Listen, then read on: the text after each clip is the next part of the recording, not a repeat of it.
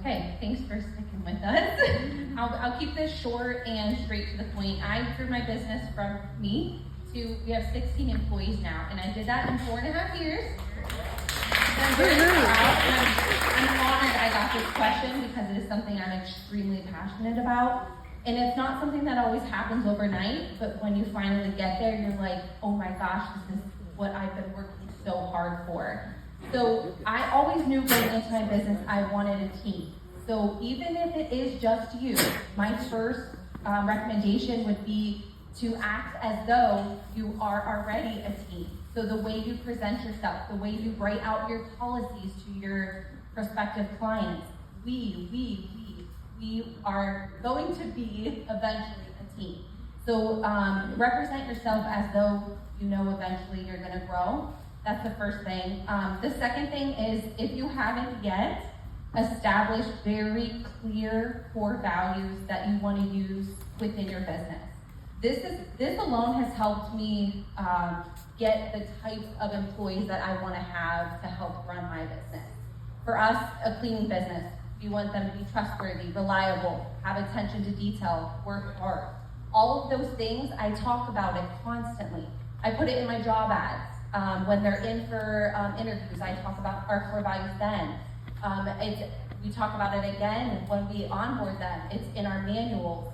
It's so important if you want to build a great team for them to know exactly what that looks like. So not only having really specific core values that you live and breathe by, but also giving them all the clarity they need of this is the job, this is what we do, this is what you're responsible for. For us, obviously, it's easy as a checklist. We give all of our new staff a checklist and say, okay, this is what we're expecting from you.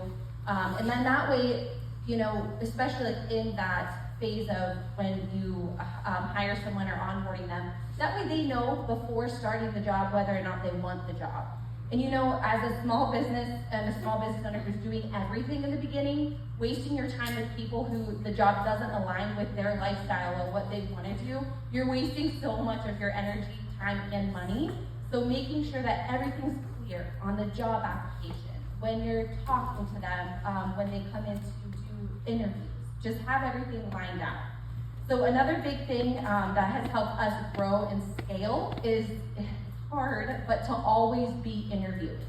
So that looks like spending 1 day a week consistently, always having that job ad out on Indeed or something like that, and always be calling and interviewing people. And I like to call it stacking my bench.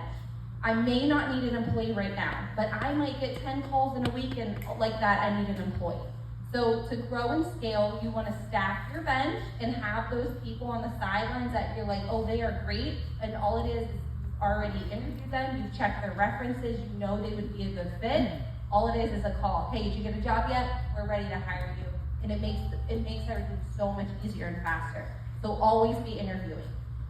Another thing is, so we spend all this time and effort getting the people in the door, and then we might spend that week or two training them, and then what do we usually do? We kind of just leave them, hope that it works out.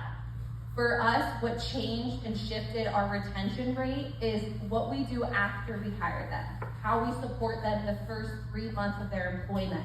When most people drop off around 3 to 6 months, we want to be able to make sure that we're giving them everything they need to be successful. So for us, we have come up in the last year with a plan where we get them, we onboard them, we train them for their specific amount of time with their trainer. Then we bring them in 30 days, 60 days, and 90 days. And we just talk to them. We lay out what they're doing great at. We ask them what are some things you're struggling with, what are areas that we can improve in the next 30 days.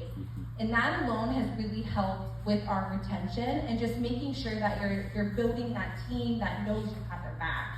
And I can attest, I think most people would agree that if you are working for someone who values you, who hears you, who respects you, they're gonna go out and do such amazing things in the community. They're going to be proud of what they do. They're gonna deliver great service. So just being that support system that they need, instead of just looking at them as like another number, which is a thing. Treat them as people, make a job that they feel proud of and that they really truly feel like we're making a difference. And always be giving them feedback, always be sharing that praise with them.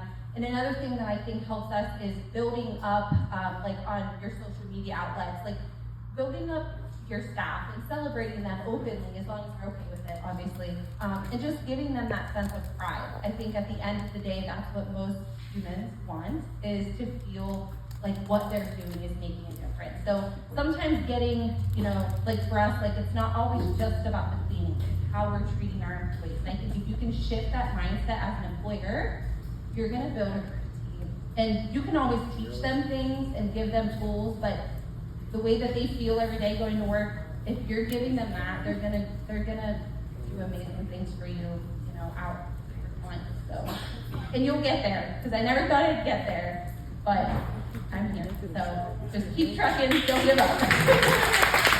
Thank you all for all of our people. Thank you all so very much.